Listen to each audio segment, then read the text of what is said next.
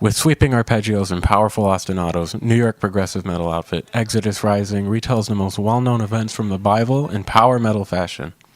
At the end of their debut album, The Book of Life, I was overcome with one realization. The realization that religion is actually pretty metal. To start things off, there's definitely one barrier of entry to this album, and it's of course the subject matter. It's a very specific concept album retelling stories from the Bible, including the Old and New Testaments. And if you know any metalheads, it should be pretty obvious that that's not their typical listening.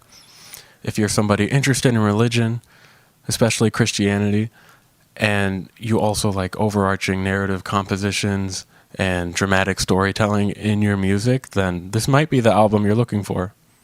The intro is punchy and dynamic, and it's truly just a beginning. The Book of Life is full of amazing compositions and instrumental parts.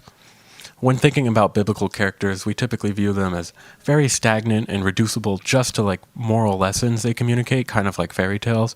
But these songs, particularly The World We Knew, had me for the first time consider the emotional implications the events and details of the Bible actually have on these characters, and it humanizes them in a very compelling manner.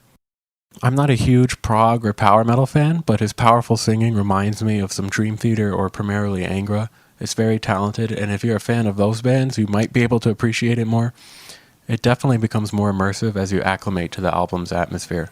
If you're a fan of piano and metal, then there are some incredible piano parts you might want to hear.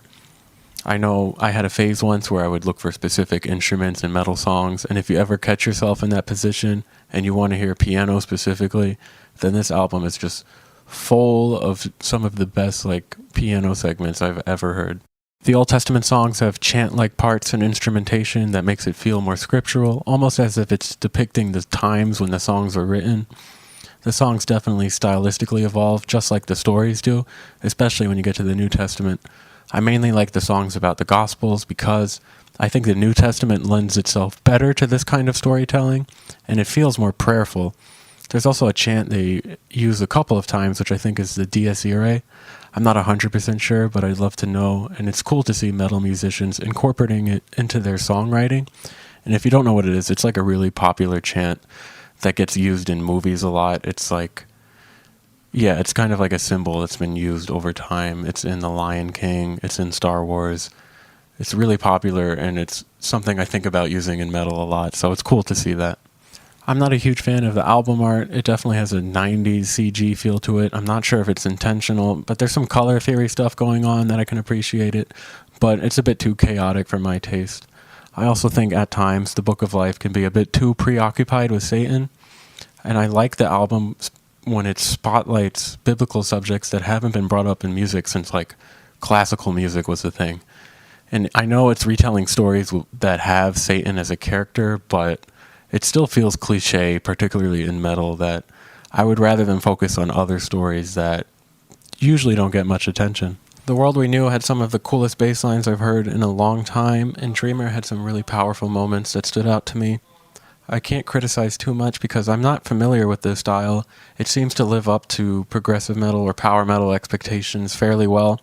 I know Exodus Rising is a progressive metal band, but this felt very power metal to me. If I'm wrong about that, can somebody let me know? Because I don't want to mislabel them. I'm just going off of instinct here, but let me know in the comments. The World We Knew had some of the most interesting bass lines that I've heard in a long time, and Dreamer had some very impactful moments that stood out to me. The end, though, definitely took me by surprise and broke the fourth wall a little bit. There's a couple times throughout the Book of Life where the vocalist lets out these very raw and emotional fry screams that are just super moving, and I would love to hear him sing like that more. All in all, if you like the subject matter or progressive metal with awesome symphonic elements and instrumentation, this one's definitely worth giving a... Hey, this is Chris Santos, host of Delirious Nomads, the Blacklight Media podcast, part of the Sound Talent Media Podcast Network. Delirious Nomads is a podcast about all things heavy metal, as well as breakdowns of your favorite combat sports. And me being a chef and all, we'll be riffing on some food talk every week with very special guests from across the globe. Listen and subscribe at soundtalentmedia.com.